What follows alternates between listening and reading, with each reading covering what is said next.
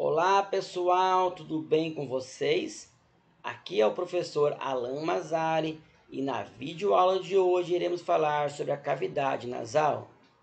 A cavidade nasal ela faz parte do nariz. O nariz é composto por nariz parte externo e nariz parte interno, também denominado de cavidade nasal. A cavidade nasal ela é separada em direita e esquerda pelo septo nasal. Nessa primeira imagem, por meio de um corte sagital, estamos vendo o septo nasal. Na imagem de cima, o septo nasal foi removido. Estamos vendo a parede lateral da cavidade nasal. E na terceira imagem, em um corte frontal, os componentes da parede lateral, medial, teto e assoalho da cavidade nasal. Em relação às suas comunicações, ela possui comunicação anteriormente com o meio externo por meio das narinas, posteriormente com a parte nasal da faringe por meio dos coanos. O ar, quando entra pela narina direita ou pela esquerda, não se mistura na cavidade nasal. Só depois de passar pelos coanos que o ar irá se misturar.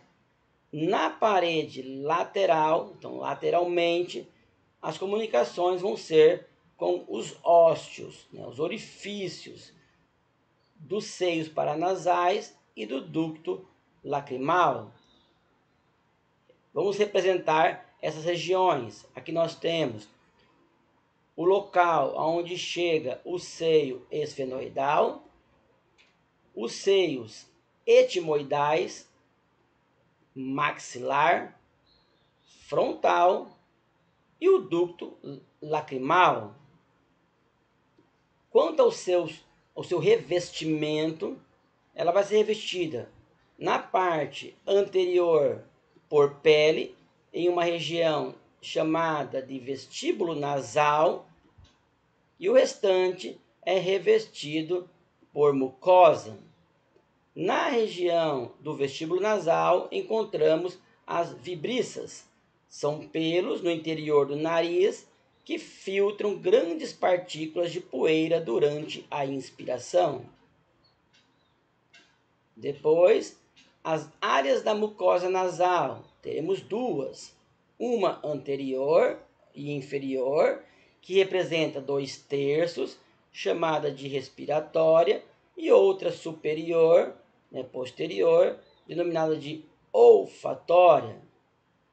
Na área respiratória, teremos 3 funções: o aquecimento, o umedecimento e também o transporte de partículas de poeira para a área chamada de faringe, para a área nasal da faringe. E na região olfatória, temos o sentido do olfato. Seus limites: superior, denominado de teto, temos 3 regiões, uma chamada de fronto nasal, onde teremos o osso nasal e o osso frontal, uma outra denominada de etimoidal e por último a esfenoidal, essas duas com ossos do mesmo nome, o etimoide e o esfenoide, respectivamente. Já o assoalho é composto pela maxila e palatino. O assoalho da cavidade nasal separa a cavidade nasal da cavidade oral. Quando estudamos o sistema digestório e a cavidade bucal, esses 2 ossos passam a ser então o teto da cavidade bucal. Quanto à parede medial, nós temos o septo nasal, que ele é ósseo-cartilagíneo. A parte anterior é cartilagem, composta pela cartilagem do septo, e a parte posterior, que é óssea, composta pela lâmina perpendicular do osso etimoide, o vômer e, em menor proporção, a maxila e o palatino. Já a parede lateral é composta por ossos que vão ser o etimoide, a maxila, lacrimal, palatino e também a concha nasal inferior. falando em concha, quais são as conchas nasais? São 3. A primeira e a segunda, que vão ser as conchas nasais superior e média, fazem parte do osso etimoide, e a inferior, chamada de concha nasal inferior, é um osso. Essas conchas irão aumentar a área de contato da mucosa com o ar, realizando assim melhor as suas funções. Entre as conchas e o teto, assoalho e o septo, teremos recesso e meatos. O recesso esfeno-etimoidal, ele fica acima da concha nasal superior e é o local onde chega, a abertura do seio esfenoidal.